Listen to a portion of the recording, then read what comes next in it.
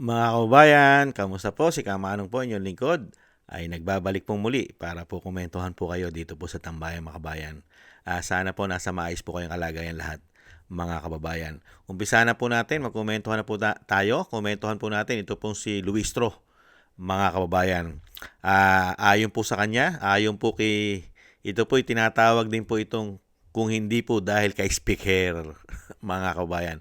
At ito po ay nasa listahan din ng napakaraming congressman na nakatanggap ng napakaraming beses daw na delivery ng mali-maleta ayon po sa ating mga soldiers, mga ex-marines.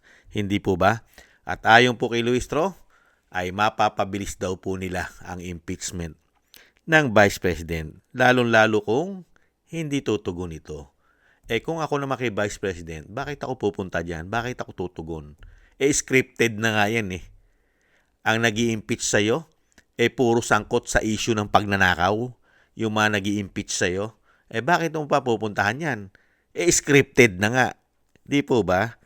Dahil ayaw siyang maging presidente, dahil sila'y malilintikan. Ito po mga kababayan, pakinggan po natin ang balita at pahayag ni Luistro. Well, somehow it will expedite the process kasi kung walang answer, there is no reason to file a reply. And if there is no reply, there is no reason to file a rejoinder. So in other words, yung period na 10-3-3, a total of 16 days, if on the 10th calendar day to file an answer, wala talagang sagot, mas-shorten to. Mawawala na yung period to file a reply and to file a rejoinder. And we will immediately proceed to the determination of the existence of sufficient ground that support the impeachment complaint. Mga kababayan, ang sagot po ni Luistro, mga kababayan. Kung walang sagot, kung ako naman kay Vice President, dahil itutuloy na, sigurado na naman yan, yung plano nila, dahil nasa script po yata yan. Itutuloy naman nila sa Senado yan dahil doon po talaga ang impeachment, 'di ba, ang final. Di doon na lang sumagot ang ating Vice President dahil kumpleto naman po sa ebidensya ang Vice President. Nakita niyo naman po yung mga testigo nila, puro may anomalya. Hindi po ba, lalo yung isa pang nasa DepEd na yung Yusek, hindi po ba, yung Yusek I think Yusek Gloria, di ba? Sangkot din po yun sa mga scam Lalong-lalo po yung mga donation, hindi po ba? At ito po, ang ibalik tanaw po natin si Speaker, mga kababayan. At ito po ay nagtago rin ng asawa. Asawa, tinago rin dahil po, di ba? Sa issue ng asawa niya, pangmumulestya yata ng kababaihan. Hindi po ba? Ibalik tanaw po natin. Kung hindi dahil kay Speaker, ang mga maleta. Ano nyo nalaman na of the best ever Speaker of the Congress of the Philippines. At ito po ang palagi kong sinasabi sa inyo, kung bakit bumabagyo at bumabaha ng biyaya sa 2nd District. It is because of our dear Speaker. So once again, let me state my lines. Kaya may AX dahil ni Speaker. Kaya may akap dahil ni Speaker. Kaya may tupad dahil ni Speaker. Kaya may mga barangay road dahil ni Speaker. Kaya may patubig dahil ni Speaker. At kaya may groundbreaking ngayon dahil ni Speaker. Nakita niyo po mga tambay, kaya dahil kay Speaker, bumaha ng maleta sa mga politiko, mga kabayan. Dahil mismo nagpapatotoo ay mga Marines, mga ex-Marine.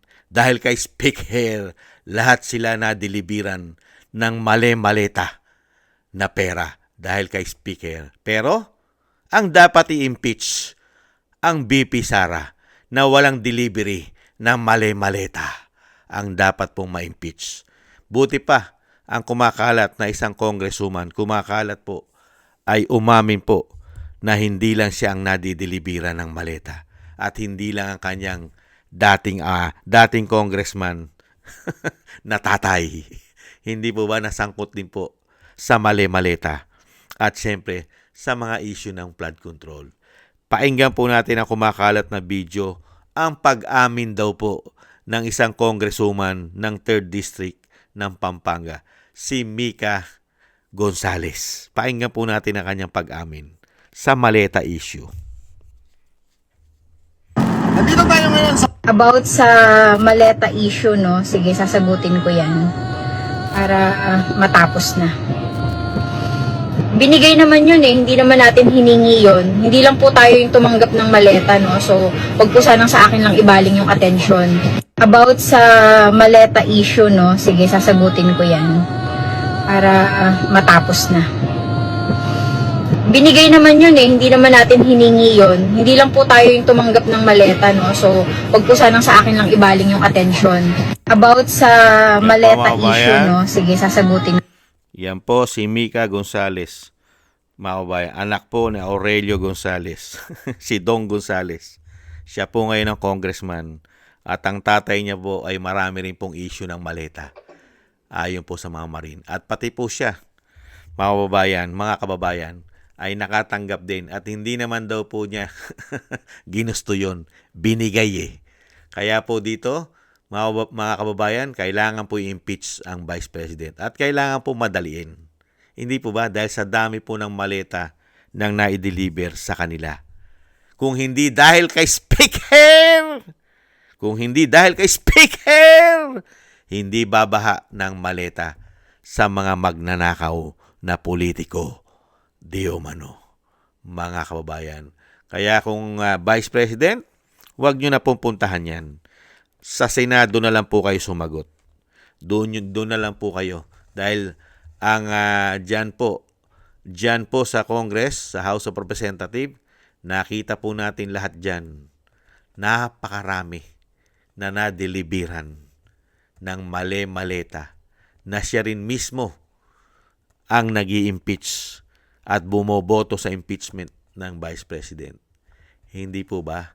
Kaya nga po, kung lalagyan mo ng logic, yung nadideliveran ng isang damukal na mali-maleta, na basura, na pera, ay mismo si Congresswoman Mika Gonzales ay umamin na hindi lang naman siya ang nadideliveran.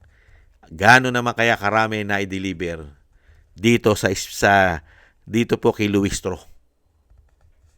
Gaano naman kaya karami, mga kababayan.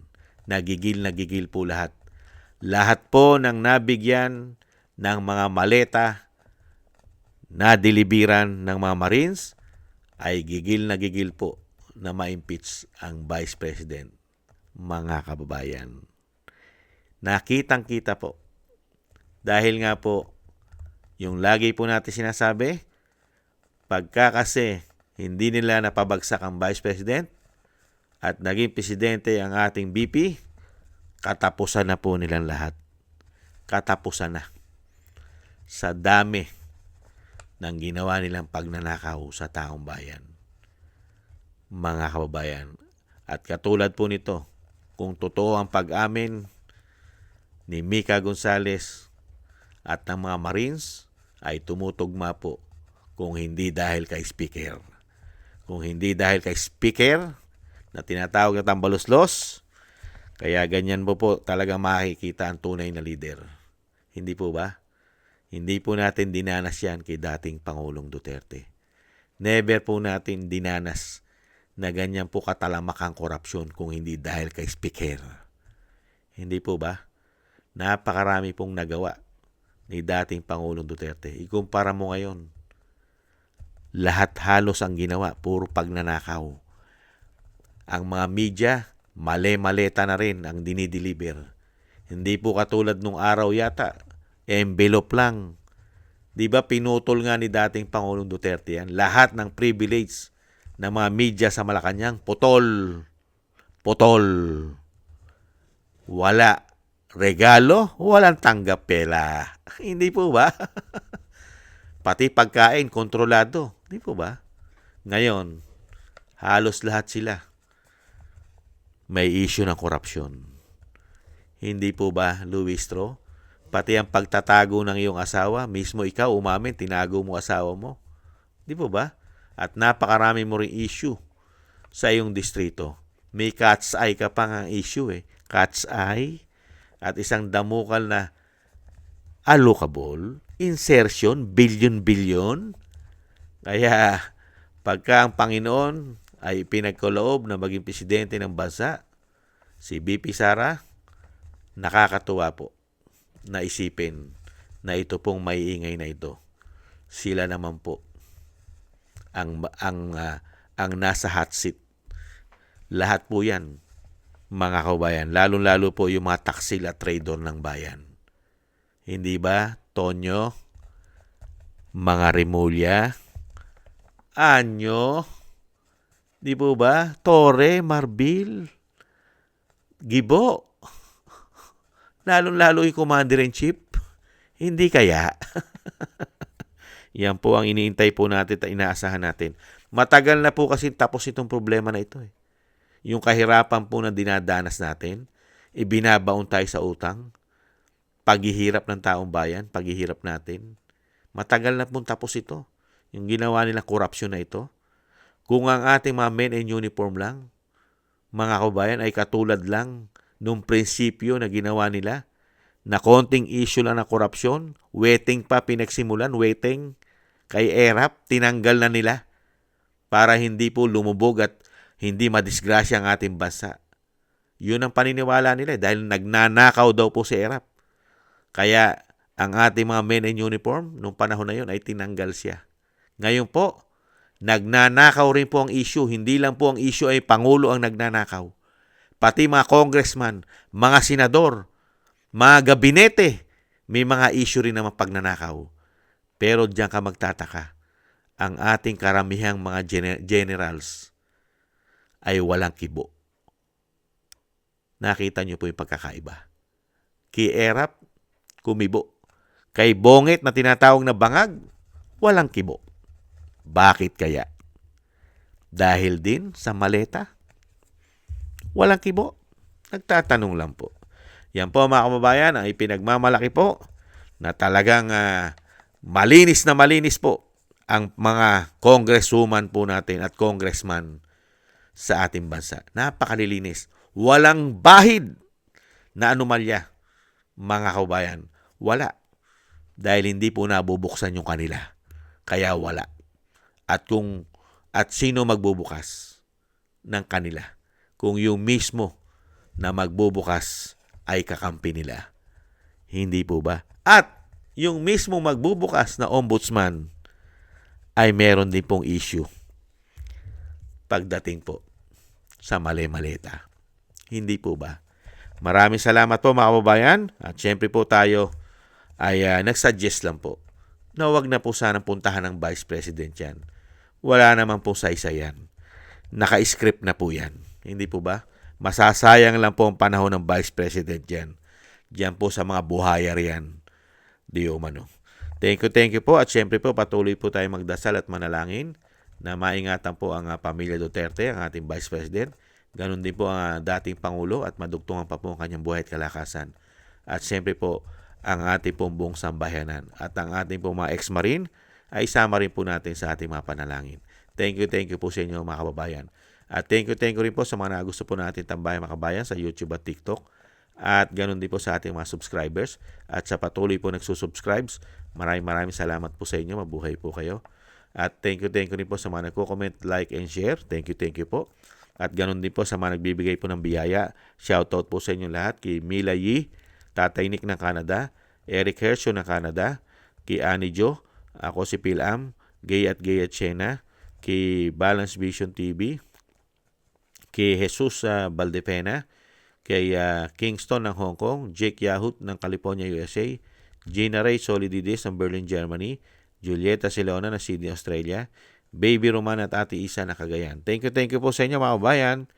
At ingat-ingat po kayo lalong-lalo po sa inyo po mga paggawa.